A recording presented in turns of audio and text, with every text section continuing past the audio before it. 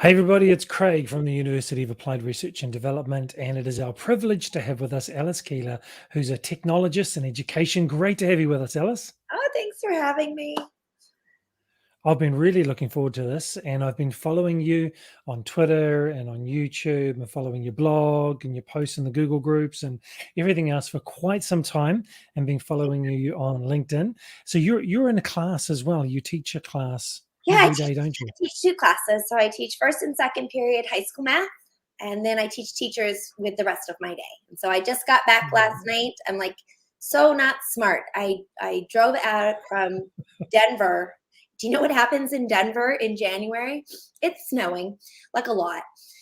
So I got home last night from doing a keynote in Virginia, and I taught this morning. Wow. You're a champion, and I think that's really great for our teachers that are in our Masters of Education, because we have principals, we have educators, we have school directors, we have people that have just started their career, but they've done degrees and other industry work, and so now they're in education from around the world, predominantly in Nepal, and these people they're on fire, they're hungry to learn. And they're going to be really looking forward to hearing and learning from you on the recording, because it's in the middle of the night right now, but they'll be certainly watching the recording. All And so I've right. got some questions, because their focus is really around how do we research what's happening, what's innovative right now, how do teachers share what they're doing, and how do they get feedback? And I thought I might lead with that question, because we've got that difference between scholarly teaching. You're always researching, Alice. I see what you're doing. Your great quote recently was, paperless is not a pedagogy. And I'm sure you get comments and feedback about that. But a scholarship of teaching and learning, putting your ideas out there, getting feedback, refining what you do. What's a good way to do that from your perspective? That's such a good question because honestly, a lot of teachers don't. It's very intimidating to put yourself out there and to feel vulnerable about your lesson plans and allowing people Mm, to judge you. So I feel like there's a movement called "Come Observe Me," and you put a sign on your door and you invite people to come into your classroom to come give you feedback. And a lot of times they'll have a QR code or just a little pocket of index cards. And what they'll do is that on the please observe me, they'll give them something maybe specific to observe. Like, how am I doing on feedback? How am I doing with relationships with my kids? How am I doing on wait time? wow. Whatever your goal is. And so that's one way to do it in person, is to invite people to just come in your door, and then they can scan the QR code and fill out a Google form, or they can just give you a quick note on a index card, leave it on your desk. And of course, that doesn't really work, if you're not in person or someone's at a different school. I am the founder of Coffee EDU, and one of the things the rule is it's exactly 1 hour. That's the only rule, really, because I don't have a rule that says you have to talk about teaching. Because when you get together with teachers, teachers talk about teaching. They just will. And what's really nice is when you have a coffee EDU is when you invite somebody from a different school. When you have two people from the same school or a group of people from the same school, you're going to complain about the school lunch and anything else. But you add one more person who doesn't understand about the school lunch, and you don't talk about those things. You start talking about, oh, I'm trying this in my class. I'm trying this in my class. And so people at your school are a lot of times they're all getting the same professional development, they're getting the same resources. So really getting outside of your school is so important. And I think one of the best things that came out of the pandemic are Facebook groups. There are tons of teacher Facebook groups that are happening right now that teachers have joined in mass that you didn't really see before the pandemic. And so if you're using Schoology, if you're using Google Classroom, if you're using Canvas, or whatever it is, whatever tools that you're using, there's Facebook groups around those tools, but then also just around different pedagogy concepts. So I am part of a Facebook group with Star Saxton about teachers throwing out the grades. Like, can't we grade better than the way it was in 1800, which was designed to rank and sort kids out of school, which is not why we're here. We believe all kids can learn and all kids can be successful, and grades just weren't designed for that. So I'm a member of that group. And then I'm a member of a Math Matters group and I teach math. I'm a math teacher. So I'm a member of several math groups. ones that are fans of Joe Bowler, because no one loves Joe Bowler more than me. She's a math professor out of Stanford. And so really finding those groups that are positive, right? I want to teach better. I want to use Google Classroom better. I want to use just teach math better. And I want to surround myself with people who are trying to do different things. So my keynote yesterday in Virginia was on paperless is not a pedagogy, but it was in front of all pre-service teachers. So they are in school to become a teacher, but they have not started their student teaching. And I was asked, what do you do when some of the people at your school are grumpy?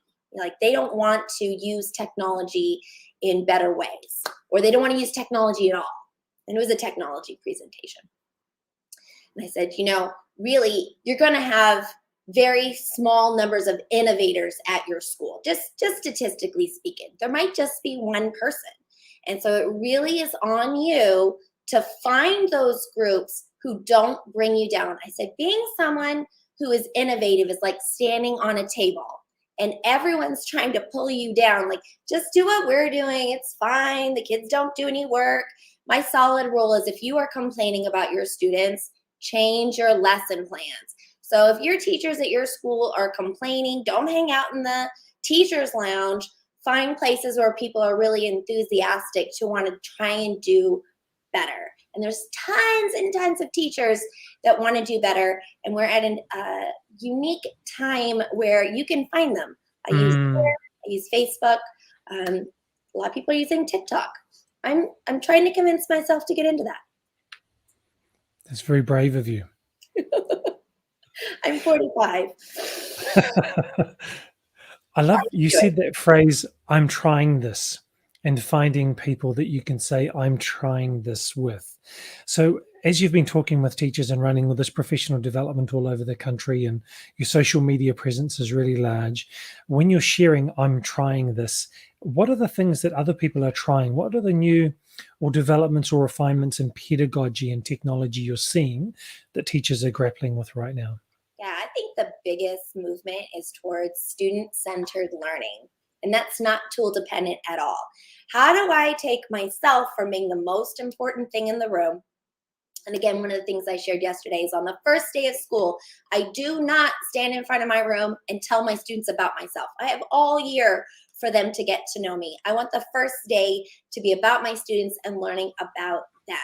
How do they have a voice? How do they influence my lesson plans? If my students are into something, how do I allow them to bring that into the classroom? And there was another speaker at this event that I was at yesterday, and she said, and she's also very much into student-centered classes, it is our obligation to find out what our students are into and allow them to bring that into the classroom.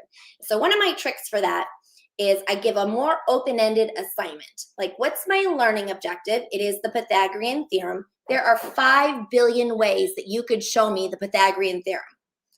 Why my way? I have one assignment, and I'll give an option, but if you've got something else. So I had a student, she's just really into agriculture, cows, raising cows, beef. And so she wanted to show me that she could use the Pythagorean theorem for building cattle chutes.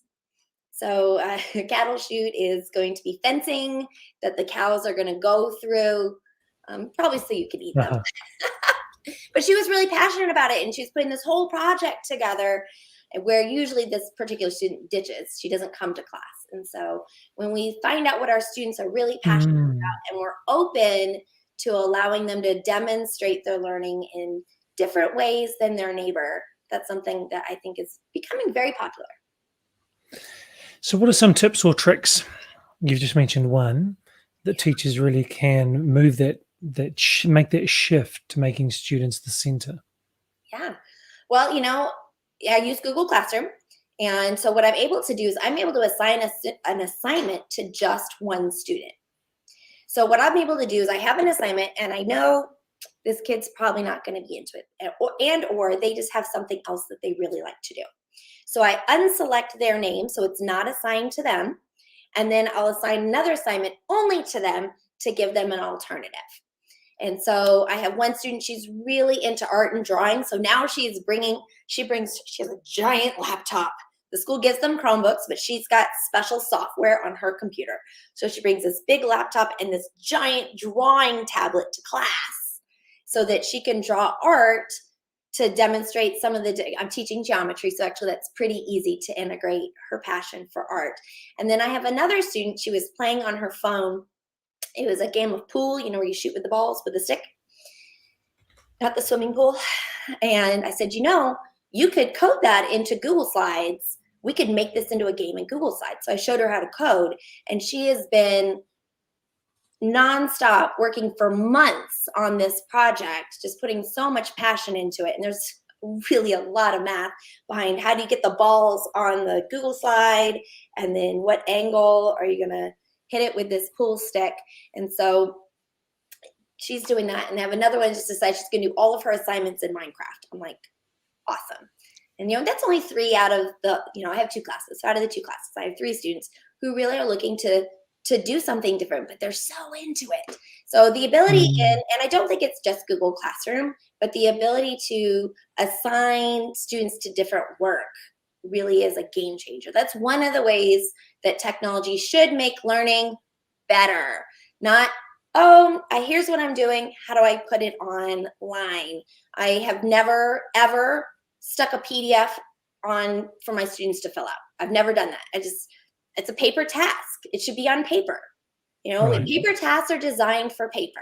And so if I'm going to use the computer, I want it to enhance the learning, to enhance the feedback, to enhance student voice, to give them more choices and options. So let me give you a tool that you could use if you use alicekeeler.com/badgegame. I'm going to put it here in the chat for you. All of my stuff is alicekeeler.com. It's a little tricky to spell my name. It's 2 E's and 1 L. But alicekeeler.com/badgegame. Are you able to see that? Yep, I'm going to copy it over right now. It is a spreadsheet, because the answer is always a spreadsheet. I got my nice spreadsheet mug. No one loves a spreadsheet more than me. But it allows you to make a list of choices, right? You could do it in Minecraft. You could code it in Google Slides. You can draw it using Procreate or whatever drawing tools that you're using. Or you can just fill out this worksheet. So I always give my students a choice to use quizzes. That's quizizz.com. A lot of times my students who will do nothing, they will do a quizzes.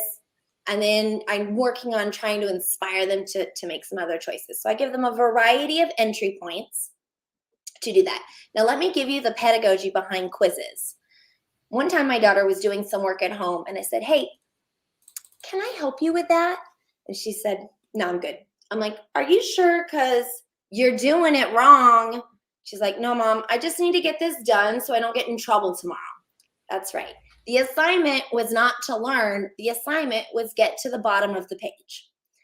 So when I switched to doing same questions, but I use QUIZIZZ, they're going to retake it until they pass. Now it shuffles. Number 1 becomes number 5. It shuffles the questions. And if it's multiple choice, it shuffles the ABC. So they still have to know it. If it is low critical thinking, you're going to actually learn it. I'm not going to accept, oh, you got a low score. What do you learn from a low score? Nothing. Do it again. And I'm not going to grade it. I am talking low critical thinking tasks. If it's a low critical thinking task, I have better talents as a teacher than marking things right and wrong. So I want to give my students some higher level tasks that's really intensive on my time, which means I just have to give up grading lower level tasks. But the shift is they will get it right. You will take it and you will retake it. And I'll come and help you. You have a question, and then they will ask a question. And remember, I asked Mary, you want some help with this? No. It didn't matter if she got them wrong. Well, I suddenly made it matter. You better ask for help, because you're going to have to retake it, because you need to know these. I always have a long answer. Tell us about Minecraft and why you think it's great, and why should teachers do it? I love Minecraft. When you go talk, especially to younger kids, you'll be like mobbed. I was working for Minecraft. They actually hired me to make this guide that you're showing here. And so I went to go interview some elementary students. And when they knew that I was coming to talk about Minecraft, I couldn't even get in the door. They had their little tablets, and they had built a history lesson. So they had to build the buildings for this scene in history. And they were just so enthusiastic to show it to me. And one little young man, he built his whole thing on top of a bed of TNT so that after he showed it to me, he could blow it up. And he was just so pleased. It's that creativity. It's the ability to be able to make decisions. So let's step away from Minecraft. You don't have Minecraft? Use Google Slides. Google Slides just feels like you're allowed to change the font, that you can add a picture, that you can be more creative. Just in what ways can I help my students to make a decision and they're not doing the same thing as their neighbor? And that's one of the things that's great about Minecraft. Also, you could be blown up by a creeper. And that happened to me this morning. I was playing Minecraft and my house got blown up. That's fantastic.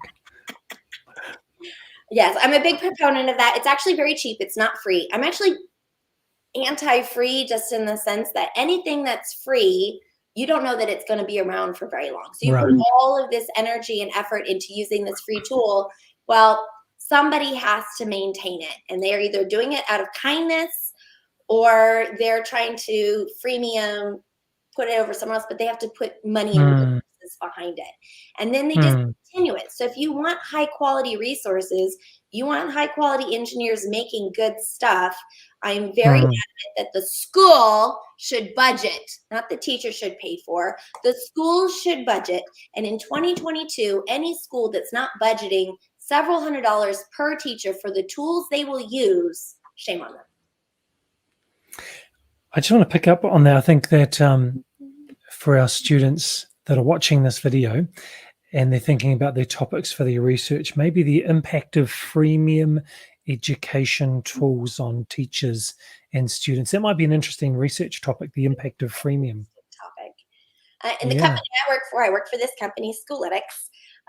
So I code free things, and I all the time get people email me with, hey, Alice, this is cool, but I want it to do this, or Alice, it's not working. Like, I'm doing other stuff. I just cannot provide tech support on a free tool. So my company, the Schoolytics, they code Google Classroom. So I'm taking the things I've already coded and I'm adding it to their platform because it's going to be easier to distribute. Like more teachers will have access. So that's really great. So it's free for teachers, so freemium.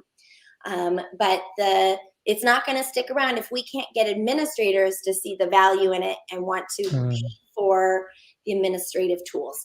You asked me a question, what's the value of freemium? There are a lot of free tools, but the problem with free is they oftentimes don't come with data, right? You got to pay for the data.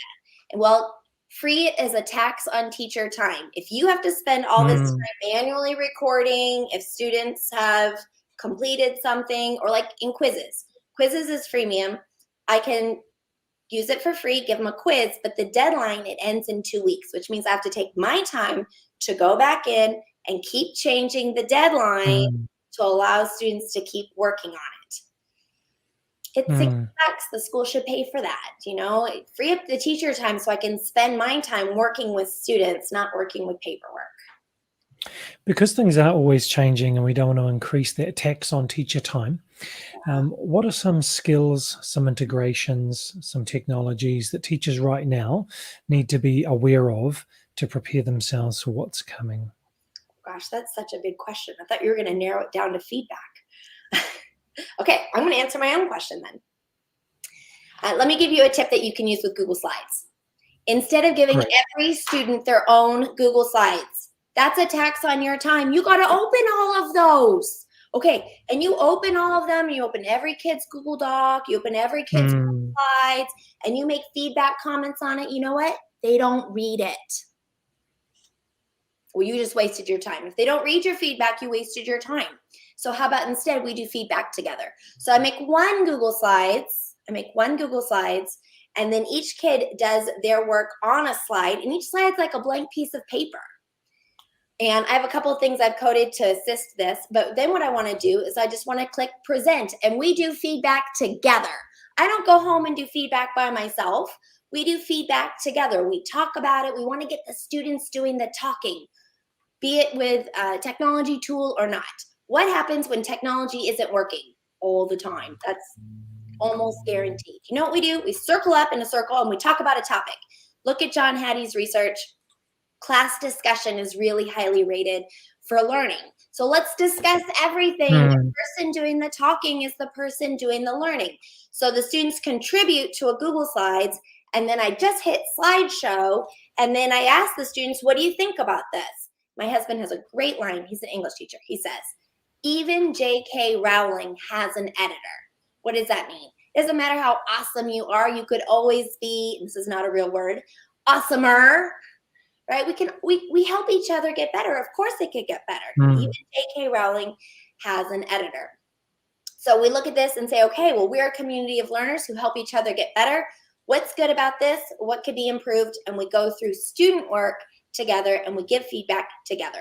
Now they all heard it. They all saw it. I don't waste my time, and more students learn when we do that. So I have a couple of tools, if you don't mind, that I share that I made.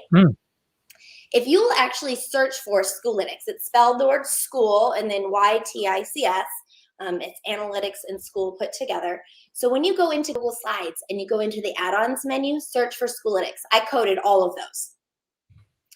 So that's part of what I do with my part-time job is I code free things, but I get paid. So what one of them is going to do is it's going to randomize your slides. So when the students put their work on a slide, I want to randomize it so that when I click slideshow, it's who's going to go first. It's like popsicle sticks, right?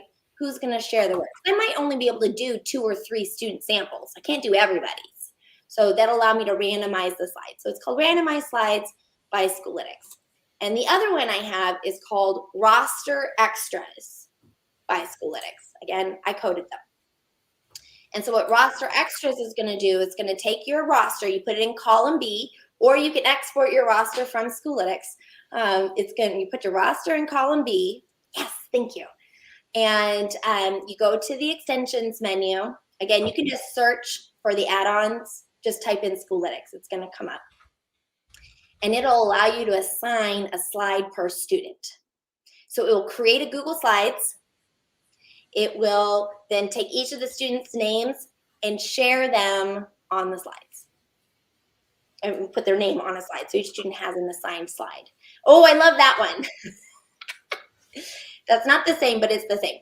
This one, Doc to Slides by Schoolytics, what that's going to do is take anything that's in your Google Doc, each paragraph becomes its own slide. So now if you put student names in the Google Doc, and then there's an option to do roster to slides in Doc to Slides, it will assign them each a slide. If you do it from a spreadsheet, you're going to use roster extras to do the same thing.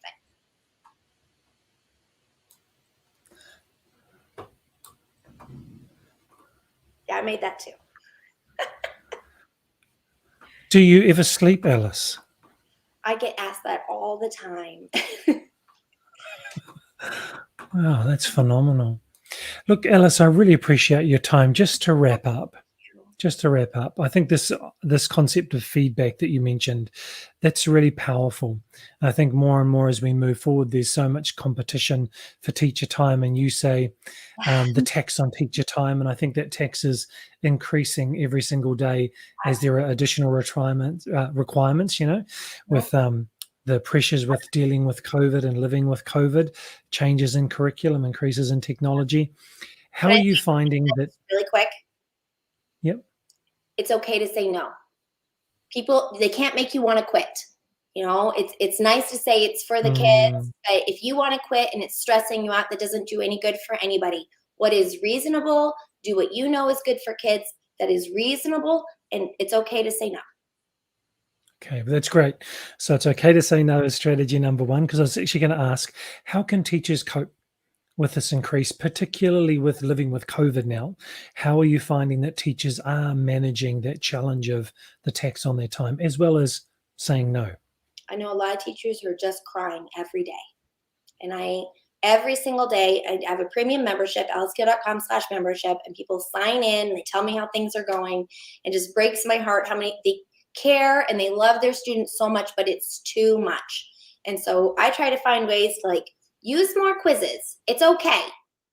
Quizzes is fun and it's better for learning because they're going to take it till they pass. And then I have data so I know which students I need to work with, so I can target my time a little bit better. We're going to do feedback together instead of me going home and doing feedback by myself.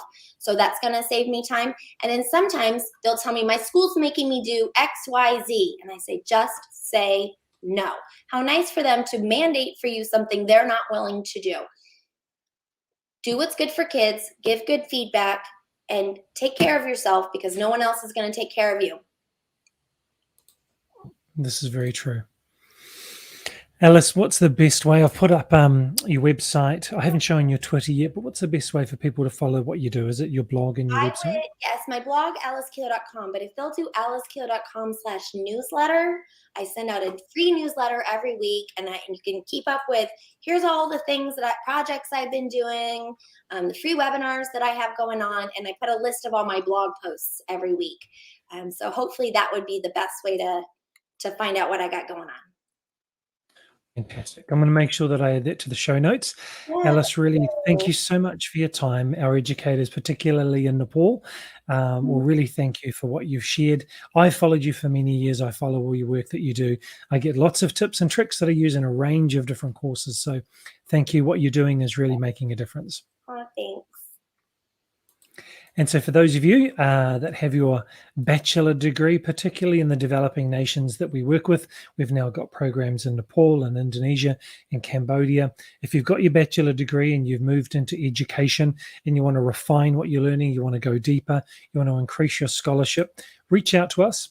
We have our master's degree. We deliver it online and it's internationally recognized as well. We look forward to serving you. And again, do reach out to Alice, join, get her newsletter, take hold of the resources she's created. It's phenomenal. Thanks, everyone. We'll see you again.